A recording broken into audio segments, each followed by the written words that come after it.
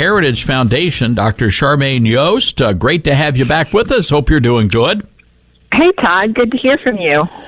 Well, look, very excited because you guys have released a list of things that need to be done so we can get this country back up and running. Let's talk about some of those things.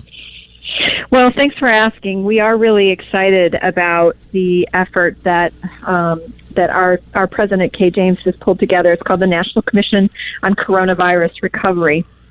And we pulled together experts in a whole host of different areas.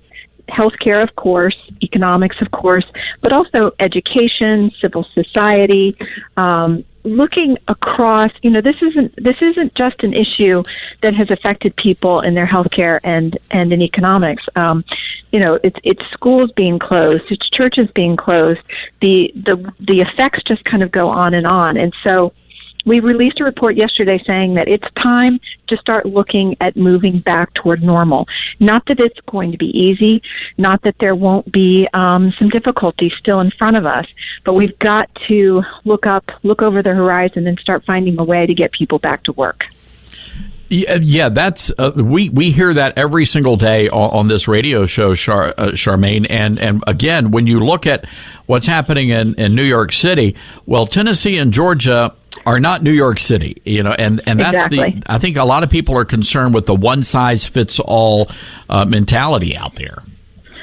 Well, there's plenty of counties, something like 40%, that don't have very, very few cases at all. And so to treat them as if they're the hot spot that New York City is, it's increasingly becoming evident that population density has a lot to do with the spread of this particular virus.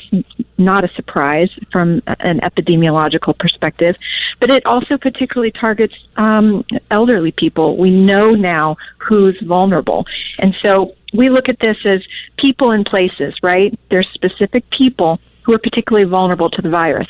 Not that younger people can't get it, but people who have other issues and who are older, over 65, are definitely more vulnerable. So you have a different move going forward for those people than you do for people who are not as vulnerable. And then places. We're saying that not only does it need to be the governors who are making decisions, it needs to be the local leaders. I live in Northern Virginia. We call it the DMV for D.C., Maryland, and Virginia. So we've got this kind of nucleus of an area in the northern part of Virginia. We are a hot spot right now, but Southern Virginia doesn't have hardly any cases. As a state of Virginia, we should not be treating those two places exactly the same. So even within a state, we think that the governors need to be looking at zip code level data. You also address this issue of universal testing. There are calls for every person in the country to be tested. They should wear some sort of a wristband or have a card. Where do you guys fall on that particular issue? Well, you start with reality. There's 300 million people in the United States. Exactly. We're not anywhere near universal testing. There's almost nothing that we do universal testing for. We're not all going to sit in our homes until every single person in the United States can be tested. And not every single person needs to be tested. Would it be nice? Sure. But again, going back to my example of southwestern Virginia, where they don't have very many cases, you don't need to ride into that town and say, okay, now we're going to test everybody. You need to be testing people in hot spots. You need to be testing people who are known to have come into contact with people who either have it or are suspected to have it. You need to be testing people in nursing homes and people who are working with people in nursing homes. There's a common sense level of triage as it relates to tests that get you in the direction that you need to be going while we wait for the science to catch up. Are you hopeful that the country is going to be able to get back on strong footing? Because this is not some sort of a overnight solution here.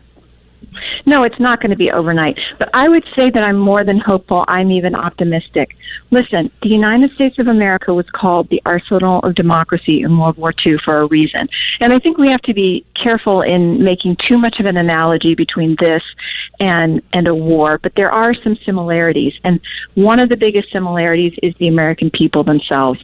Todd, don't you think it's been inspirational, the stories that are coming out of how the American people have responded, outside of Twitter, of course. But, real people. There was a story circulating yesterday of an elementary school teacher who noticed that one of her pupils on the Zoom call looked depressed and sad and lonely. So she went over to her house and, from a socially distant distance, sat and read a book to her and cheered her up. I mean, little stories like that, and then bigger stories across this country of people rising to the challenge, and also finding creative and forward-looking ways to deal with it. The president talking about GE going within 11 days to ramp up for making more ventilators. That's the kind of thing that we do as Americans. That's what's going to happen in the days ahead. It's not going to be easy. It's not going to be fast, but it's going to be creative, it's going to be dynamic, and it's going to be forward-moving. All right, Charmaine, we're going to have to leave it there. We're up against a news break. Thank you, and great work you guys are doing at the Heritage Foundation. Great to be with you. Thanks a lot. All right, Dr. Charmaine Yoest, ladies and gentlemen, the Commission's Executive Director. That is the Heritage Foundation's National Coronavirus Recovery Commission. And you can find all that information on the Heritage Foundation's website. Pretty fascinating report. All right, folks, got to ramp it up. Been a good day. We're going to do it all over again tomorrow. In the meantime, ToddStarnes.com. Be sure to read our great stories. Subscribe to the newsletter. Get the podcast. And we're going to do this all over again tomorrow. Have a good one.